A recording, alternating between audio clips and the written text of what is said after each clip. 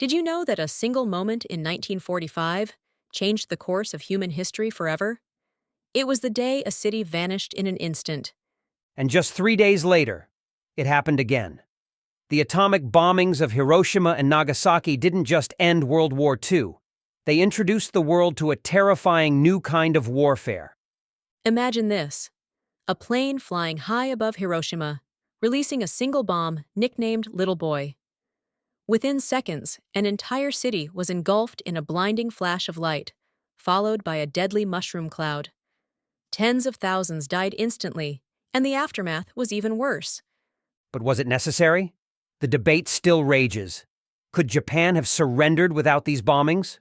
Or did these events save lives by ending the war more quickly? Today, we're diving into the story behind those fateful days. We'll uncover the science, the decisions, and the people who brought the world's first nuclear weapons to life. It's a story of invention, destruction, and ethical dilemmas that still haunt us today. Stick around, because this is one history lesson you won't forget. You know, it's hard to believe that the idea of splitting an atom started as pure science. No one thought it could lead to a weapon, let alone one that could destroy an entire city. Right. It all began in the 1930s when German scientists Otto Hahn and Fritz Strassmann made a groundbreaking discovery. By bombarding uranium with neutrons, they found that the uranium split into lighter elements, releasing a huge amount of energy. This process was called nuclear fission. But it wasn't just a German achievement. Lise Meitner, who had fled Nazi Germany, teamed up with her nephew Otto Frisch.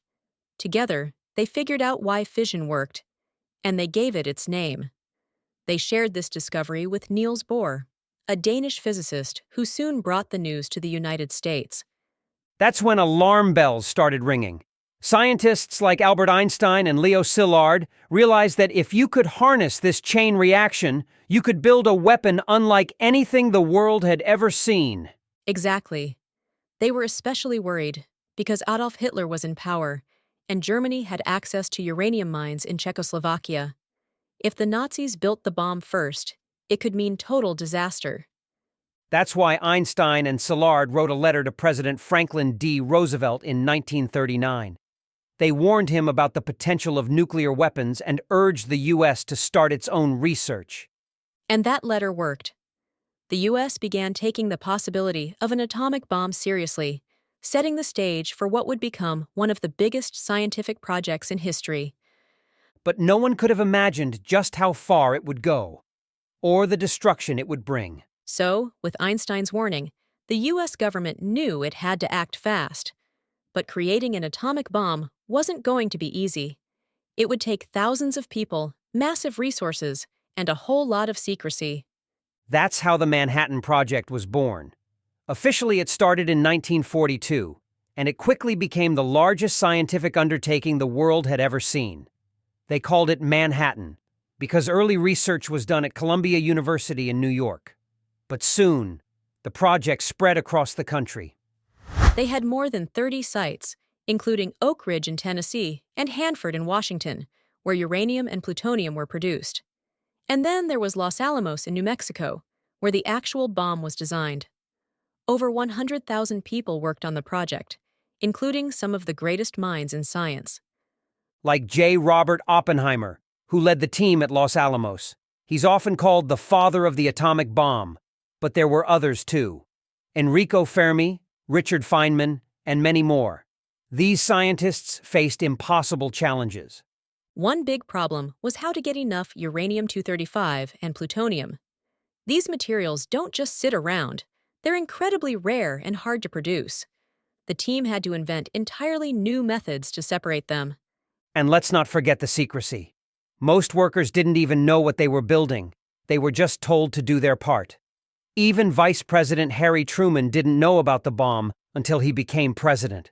Can you imagine being part of something that big and not even knowing the full story? But for the scientists, there was no escaping the weight of what they were creating. They knew this bomb could change the world forever, for better or worse. By 1945, years of work on the Manhattan Project had led to one critical moment, the first ever test of an atomic bomb. They called it the Trinity test, and it was set to happen in the New Mexico desert. The test site was chosen for its isolation. No one wanted this experiment to be seen or heard by the public. The bomb they were testing was a plutonium device, similar to what would later be dropped on Nagasaki. The bomb was nicknamed Gadget, and it wasn't just set on the ground. They placed it at the top of a 100-foot steel tower to simulate the effects of an aerial explosion. And on July 16, 1945, everything was ready. But it wasn't exactly smooth sailing. That morning, thunderstorms threatened to delay the test. The team waited anxiously for the weather to clear. Finally, at 5:29 a.m., the countdown began. What happened next was beyond anything they'd imagined. The bomb detonated with a force equivalent to 21,000 tons of TNT. The flash was so bright, it turned the dark sky into daylight and could be seen for over 100 miles. The heat from the blast melted the desert sand into a green glassy substance now known as Trinitite. And the mushroom cloud? It rose 40,000 feet into the air. The power of the explosion stunned everyone, even the scientists who had built it. Oppenheimer later said the test made him think of a line from Hindu scripture, "Now I am become death, the destroyer of worlds." The success of the Trinity test meant one thing: the bomb was ready to be used in war. But no one could predict the consequences that would follow. Less than a month after the Trinity test, the world witnessed the devastating reality of atomic power. On August 6, 1945, the U.S. dropped the first atomic bomb on Hiroshima, Japan. The target wasn't chosen randomly. Hiroshima was a major military hub, home to Japan's Second Army headquarters. It also had factories producing weapons and supplies for the war. But it wasn't just a military target. It was a bustling city of over 340,000 people. The bomb, nicknamed Little Boy, was carried by a B-29 bomber called the Enola Gay. The crew had trained for months for this mission, but none of them could fully comprehend what was about to happen. At 8:15 a.m., the Enola Gay dropped the bomb from 31,000 feet. It detonated just 1,800 feet above the ground. The explosion was unimaginable. Temperatures at the center reached over 7,000 degrees Celsius, and a massive shockwave leveled buildings for miles. The numbers are staggering. Around 70,000 people died instantly, many vaporized where they stood. By the end of 1945, the death toll had surpassed 100,000 due to injuries and radiation sickness. Radiation was something no one truly understood at the time. Survivors suffered burns, hair loss, and illnesses that baffled doctors. For many, the nightmare didn't end when the bomb fell. It haunted them for the rest of their lives. And then there were the nuclear shadows. The heat from the blast was so intense that it burned shadows of people and objects onto walls and sidewalks. Those shadows are some of the only traces left of the lives lost that day. What's even more haunting is how silent the moment was for the Japanese government. Initially, they didn't understand what had happened. A single bomb had destroyed their city in seconds. Something completely unheard of before. The destruction of Hiroshima was a turning point in history. It wasn't just the scale of the devastation, it was the sheer speed of it. A new kind of warfare had been unleashed, and the world would never be the same. But the bomb on Hiroshima was just the beginning. The next chapter in this story would come only 3 days later, when another city would face a similar fate. Just 3 days after Hiroshima, on August 9, 1945, the U.S. dropped a second atomic bomb.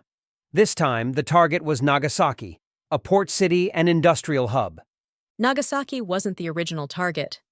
The mission was supposed to bomb Kokura, but when the boxcar, the plane carrying the bomb, arrived, heavy clouds made it impossible to see the target.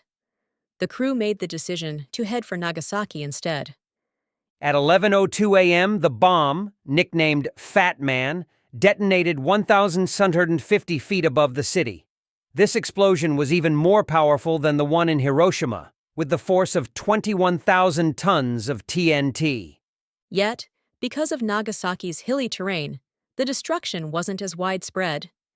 Even so, around 40,000 people were killed instantly, and by the end of the year, the death toll had risen to over 70,000 due to injuries and radiation sickness. Survivors described scenes of total devastation, burned bodies, collapsed buildings, and fires raging across the city. Like Hiroshima, Nagasaki's hospitals and emergency services were destroyed, leaving survivors with little help. The effect on Japan was immediate. By this point, Emperor Hirohito himself stepped in, something almost unheard of. On August 10th, Japan sent a message to the Allies, offering to surrender under the condition that the emperor's role be preserved. The Allies rejected that condition, insisting on full control over Japan's government. After a failed coup attempt by Japanese military leaders, Emperor Hirohito made an unprecedented radio address on August 15th, announcing Japan's surrender. And just like that, the deadliest war in history came to an end. But the cost of those two bombs? Hundreds of thousands of lives, and a legacy of destruction that still weighs heavily on the world. The bombings forced humanity to confront a grim truth. We now had the power to destroy ourselves. The question was, would we ever use it again? The bombings of Hiroshima and Nagasaki marked the end of World War II, but they also began a new chapter in human history, one defined by the threat of nuclear weapons. These two cities became symbols of unimaginable destruction, but also of resilience. Hiroshima and Nagasaki were rebuilt, and today they stand as powerful reminders of why the world must strive for peace. The survivors, known as hibakusha, dedicated their lives to sharing their stories. Their courage keeps the memory of those events alive, reminding us of the cost of war and the dangers of nuclear power. Even now, the debate continues. Were the bombings necessary to end the war? Or could there have been another way? What's clear is that the decisions made in 1945 changed the course of history forever. Thanks for joining us on this journey into one of history's most pivotal moments. We'd love to hear your thoughts. Do you think the bombings were justified? And don't forget to tell us whose story you'd like us to cover next. Like this video, share it, and subscribe to our channel for more stories from history that still shape our world today.